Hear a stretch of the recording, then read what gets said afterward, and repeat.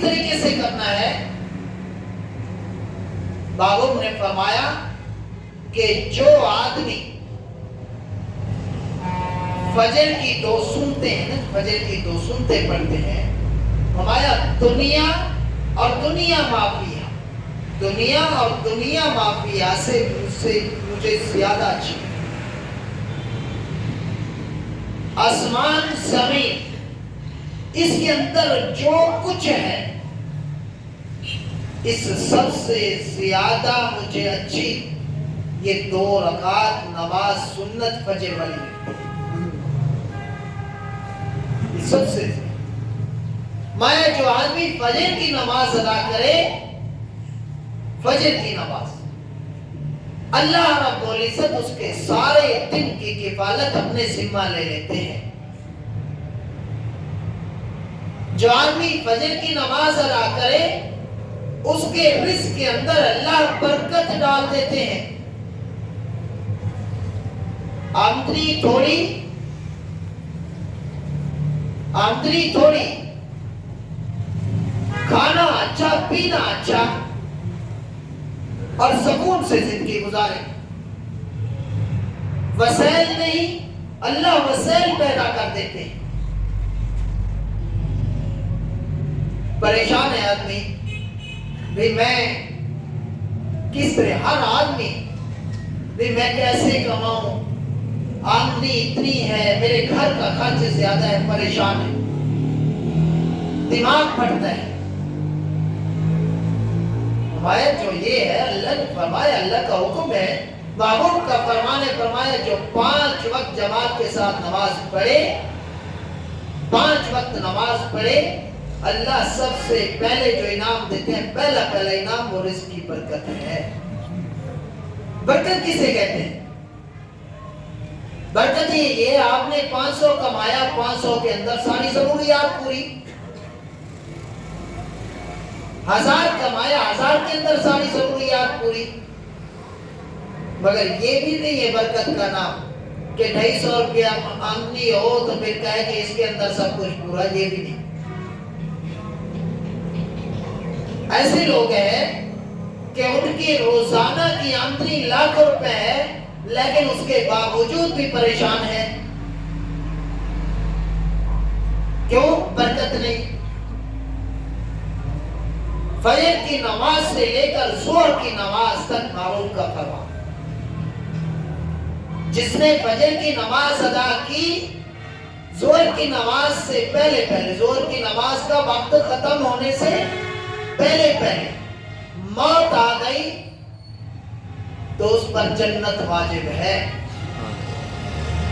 جس نے ظہر کی نماز ادا کی، عصر کی نماز کے وقت ختم ہونے سے پہلے موت آ گئی تو جنت واجب۔ عصر کی نماز ادا کی، مغرب کی نماز کا وقت ختم ہونے سے پہلے موت آ گئی تو جنت واجب۔ مغرب کی نماز ادا کی، عشاء کی نماز کا وقت ختم ہونے سے پہلے صبح صادق تک موت آ گئی تو جنت واجب۔ انہوں نے فرمایا کہ جو آدمی ظہر کی نماز کی جو 4 سنتے ہیں، فرائض کو فرائض ہے، یہ تو اللہ کا حکم ہے نا جی، 4 سنتے جو ظہر سے پہلے، جو آدمی اس کو ادا کرے، تہجد پڑھنے کے برابر اللہ اجر عطا فرماتے ہیں۔ تہجد پڑھنے کے برابر۔ جس آدمی نے عصر کی 4 سنتیں، عصر کی 4 سنتیں جسے ہم غیر موقدہ بھی کہتے ہیں، نفل بھی کہتے ہیں، جس نے 4 سنتیں عصر کی ادا کی، اللہ رب العزت جنت کے اندر اس کا گھر بنا دیتے ہیں، جنت کے اندر۔ اور جس شخص نے عشاء کے وتر ادا کیے، اللہ جل جلالہ دنیا کے اندر جتنی چیزیں ہیں اس کا اجر عطا فرماتے ہیں۔ اور جس نے عشاء کے بعد، وتروں کے بعد 2 رکعت نماز نفل ادا کی، صبح نہ بھی اٹھ سکا تو وہ 2 رکعت اس کی تہجد کی نفل ادا میں ثواب ملتا ہے. فرمایا جس نے تہجد کی نماز ادا کی وہ براہ راست اللہ رب العزت سے باتیں کرتا ہے. اور ہر نماز سے پہلے جب نماز کا وقت ہوتا ہے ہر نماز سے پہلے فرشتہ اعلان کرتا ہے کہ آدم کے بیٹے اٹھ کھڑا ہو، جہنم کی آگ جو تیرے اوپر لازم ہو چکی ہے اس کو بجھا. مایا جو نماز وہ ادا کرتا ہے تو جو گناہ اس نے پہلی نماز اور اس کے درمیان میں کیے، شرط یہ ہے کہ کبیر گناہ سے بچنے، باقی کبیر گناہ نہ ہو، صغیرہ اللہ رب العزت وہ معاف کر دیتے ہیں. جس نے جمعہ کی نماز ادا کی پچھلے جمعہ سے لے کر اس جمعہ تک جتنے گناہ ہوئے اللہ سارے گناہ معاف کر دیتے ہیں. جس نے عید کی نماز ادا کی اللہ رب العزت پورے سال کے گناہوں کو معاف کر دیتے ہیں. نماز نماز ہے. حضرت عیسیٰ علیہ السلام کے دور کے اندر ایک عورت باوضو رہتی اکثر اور زیادہ شوقین تھی نوافل پڑھنے کی. ایک دن اس نے وضو کیا اور نفل پڑھنا شروع کیا. ادھر سے شیطان آ گیا، اس نے کہا تیرا فلاں نقصان ہو رہا ہے. اس نے توجہ نہیں کی. اس نے اس کے بیٹے کو پکڑ کر تنور کے اندر ڈال دیا. اب جیسے تنور میں ڈالا، چھوٹا بچہ تھا، انگارے جو ہوتے ہیں نا وہ ویسے لال ہوتے ہیں، بچہ ہوتا ہے نا جی، وہ دیکھو اس کو ساتھ بیٹا نہ سمجھ ہے، اگر وہ انگارے پڑے ہو تو وہ اس کی طرف جاتا ہے. یہ نہ سمجھی والی بات. اب وہ بچہ جو نا انگاروں سے کھیلنا شروع ہو گیا. اب بچانے والی ذات کون ہے؟ اللہ کی ذات ہے. آگ تو جلاتی ہے نا، آگ کی صفت جلانا ہے، لیکن اب وہ بچہ کھیلنا شروع ہو گیا آگ کے ساتھ. اس نے اس پہ بھی توجہ نہ دی. ادھر سے اس کا خامد آیا، دیکھا کہ اس کا بیٹا تندور کے اندر ہے. اس نے اٹھا لیا. اب ادھر ادھر دیکھا، کچھ بھی نہیں تھا. حضرت عیسیٰ علیہ السلام کو یہ خبر پہنچی. انہوں نے اس عورت کو بلایا، پوچھا کہ آپ کیا عمل کرتی ہیں؟ اس نے کہا اور تو کچھ نہیں، میرا عمل یہ ہے کہ میں ہر وقت باوضو رہتی ہوں. ہر وقت باوضو رہتی ہوں. جیسے میں وضو کرتی ہوں، وضو کرنے کے بعد 2 رکعت نماز نفل تحیت الوضو پڑھتی ہوں. اور اس کی برکت سے اللہ رب العزت میرے سارے معاملات خود حل فرماتے ہیں. سارے معاملات. نماز بہت بڑی چیز ہے. صحابہ یہی کرتے تھے، جب بھی کوئی مسئلہ پیش آتا تو فوراً نماز کی طرف متوجہ. کہاں سالی آ گئی، عرب کے اندر بارشیں نہیں برس رہی، جانور مر رہے ہیں پیاس کی وجہ سے، فصل تباہ ہو گئے. یہ صحابی رسول نفل پڑھی، اللہ سے دعا کہ الہ العالمین کا سالی ہے، میرا فصل یہی درخت ہے کھجوروں کے، وہ خشک ہو رہا ہے. اب ادھر سے دعا مانگنا تھا. اللہ رب العزت نے ایک بادل بھیجا، جا کر صرف اس بات پر ہی برسا. صحابہ کے آپ نے معاملات حل کرواتے نماز کے ذریعے. خود اللہ کے رسول صلی اللہ علیہ وسلم گھر میں گئے. اب عائشہ سے فرمایا کہ کچھ کھانے کے لیے ہے تو لے آؤ. فرمایا ہے میرے محبوب کھانے کے لیے تو کچھ نہیں. 3 دن ہو گئے کھانے کے لیے کچھ نہیں ہے. اب اللہ کے رسول صلی اللہ علیہ وسلم فوراً مسجد نبوی میں آ کر نماز پڑھی اور سلام پھیرا، پھر کہا کہ کچھ آیا؟ کہا نہیں. پھر واپس آ. ہم تو 2 رکعت پڑھ کے نا ایک بہت بڑا جو ہے نا امید لے کر بیٹھتے ہیں بھی 2 رکعت تو پڑھی ہے یار، وہ صدقات بھی کیے، نوافل پڑھ رہے، کام تو ہوا نہیں. اب اللہ کے رسول صلی اللہ علیہ وسلم کا عمل دیکھی. آپ آئے پھر 2 رکعت پڑھی، پھر اللہ سے مانگا، پھر گئے، پوچھا عائشہ کچھ آیا؟ کہا ابھی تک تو کچھ نہیں آیا. پھر آئے، پھر آ کر 2 رکعت نماز نفل پڑھی. اب نماز پڑھ رہے ہیں، اللہ سے مانگ رہے ہیں. جب گئے پوچھا عائشہ کچھ آیا؟ ہاں یا رسول اللہ عثمان آیا تھا، وہ کچھ آٹا بھی دے گیا اور بکرے کا کچھ حصہ اکرام گوشت کے بھی دے گئے. تو اللہ کے رسول نے حضرت عثمان غنی کے لیے دعا کی کہ اللہ میں عثمان سے راضی ہوں، تو بھی اس سے راضی ہو جا.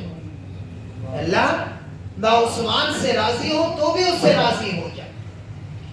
آج ہم تو جب کوئی مسئلہ آئے تو کبھی اسی کے پاس، کبھی اسی کے پاس، کبھی اسی کے پاس،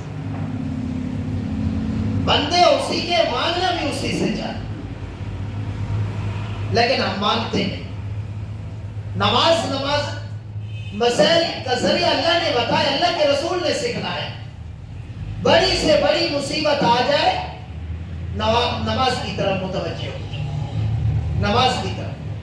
ایک آدمی کا واقعہ ہے،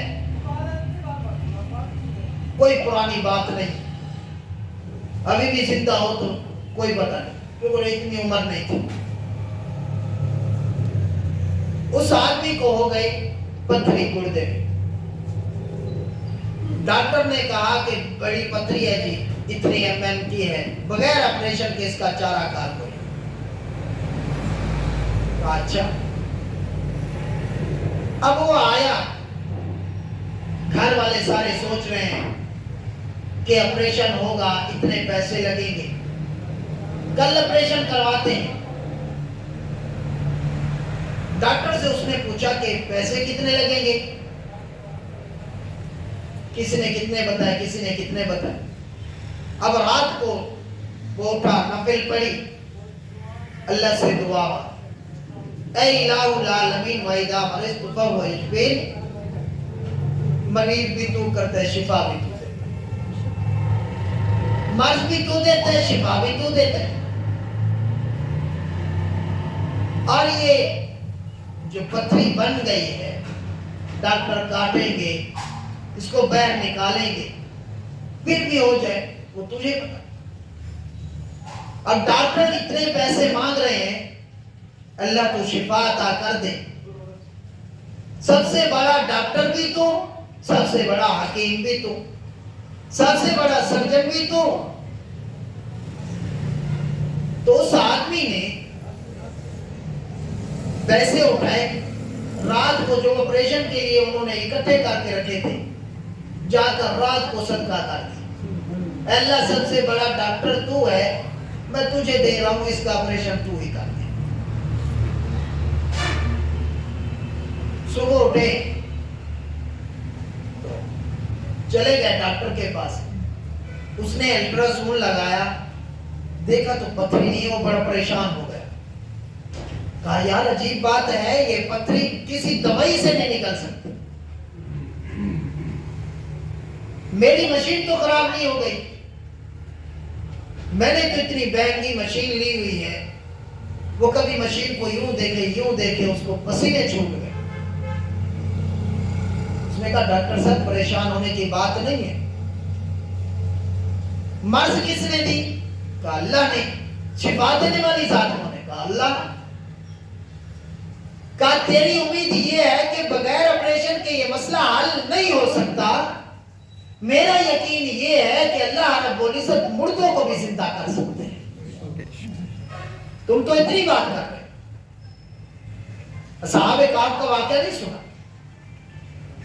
950 سال سوئے رہے، مردہ ہو گئے تھے نا. موت کس نے دی؟ اب زندہ کس نے کیا؟ قرآن کا واقعہ ہے، اللہ نے کیا. اللہ کی ذات تو قادر ہے. جس نے مرض دی ہے وہ شفا بھی دے سکتا، وہ شفا بھی دے سکتا. میرا اور آپ کا دیکھنے میں یہ ہے کہ یہ بچے گا نہیں، ایسے نظر آتا. یہ تو میری اور آپ کی سوچ ہے، لیکن شفا دینے والی ذات تو اللہ کی ذات ہے. کئی واقعات ہیں اپنے سنے ہو کہ لوگوں نے سمجھا کہ آدمی مر گیا، اب غسل وغیرہ کفن جمن دینے میں تیار ہو گئے. بلکہ یہ بھی ایک واقعہ لکھا ہوا ہے حضرت عیسیٰ علیہ السلام کے دور کے. پہلے حکیم ہوتے، بڑے پختہ حکیم ہوتے تھے. اب ایک حکیم آیا، راستے سے گزر رہا تھا. اس نے دیکھا کہ پانی جو ہے نا بہہ رہا ہے اور بہت سارے لوگ جمع ہیں. اس نے پانی کو دیکھا، پانی کو دیکھ کر اس نے پوچھا کیا مسئلہ ہے، کیوں جمع ہے؟ اس نے کہا کہ ایک عورت فوت ہو گئی ہے. لوگوں نے بتایا اس کو غسل دے رہے ہیں، اس کا پانی ہے. اس نے پھر دیکھا پانی. اس نے کہا جس کو تم غسل دے رہے ہو وہ تو زندہ ہے، مری ہوئی تو نہیں ہے. اس نے کہا وہ کیسے؟ اس نے کہا وہ زندہ ہے، ابھی تک مری نہیں ہے. اس نے کہا جلدی کرو، جیسے وہ ڈھاکے بجاتے نا کوئی پٹاس، اس طریقے سے دارو رکھ کے اوپر وہ چیز رکھتے، ایسا کوئی انتظام کرو. وہ لے آیا اس کے ایک پاوے کے ساتھ نا، اس نے زور سے ڈھاکا بجایا، عورت اٹھ کر بیٹھ گئی. یوں کیا. لوگوں نے پوچھا کہ یہ کیا ماجرا تھا؟ اس نے کہا یہ اس کے پیٹ کے اندر بچہ ہے، وہ بچے کا ہاتھ پتہ نہیں کس طریقے سے وہ لکھا ہوا تھا وہاں آ گیا، جس کی وجہ سے اس کے دل کی دھڑکن بند ہو گئی. آپ نے سمجھا کہ یہ مر گئی. اب جو دھڑکن بند ہوئی ہے لیکن اس کے ساتھ تو چل رہی ہے، لیکن ہے تو زندہ. اب زندہ کرنے والی ذات کون ہے؟ اللہ کی ذات ہے. کتنے لوگ ایسے پڑے ہوئے ہوتے ہیں بڑی بڑی ہسپتالوں میں، کیا ہے جی کوما کے اندر چلے. یہ کوما کیا ہے؟ نہ یہ زندہ ہے نہ مردہ ہے. ابھی اس کے چانس بھی ہیں بچنے کے، ڈاکٹر کہتے ہیں نہیں. لیکن کئی ایسے لوگ ہیں جو کومے میں گئے 2 مہینے کے بعد اٹھ کر ابھی بھی پھر رہے. اللہ کی ذات بہت بڑی ذات ہے، لیکن ہمارا تعلق اللہ سے بن جائے، ہمارا تعلق اللہ سے بن جائے تو پھر مسئلہ کوئی نہیں. تو دعا یہی ہے کہ اللہ رب العزت ہمیں اپنے احکام کو پورا کرنے کی توفیق عطا فرمائے.